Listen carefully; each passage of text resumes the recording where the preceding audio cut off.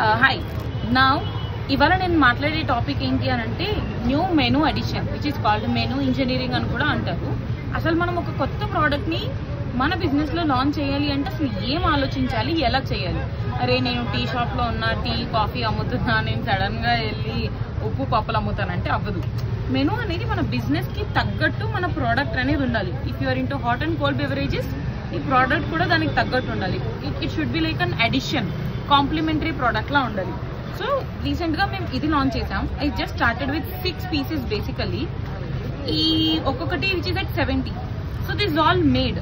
ఇప్పుడు ఈ 6 pieces ఇది వర్క్ అవుతుందా లేదా అనేది చూసి నెక్స్ట్ స్టార్ట్ చేయాలా వద్దా అనేది డిసైడ్ అవుతుంది.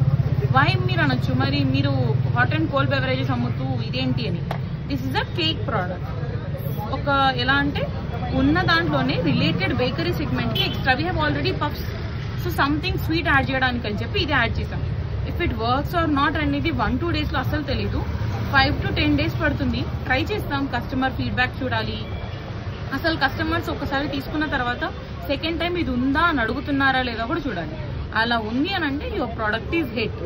లేదు వాళ్ళు ఎవరు అడగరు, స్టిల్ నేను అట్లానే పెడతా అంటే సారీ, కొంచెం లాస్ లోకి వెళ్తాం.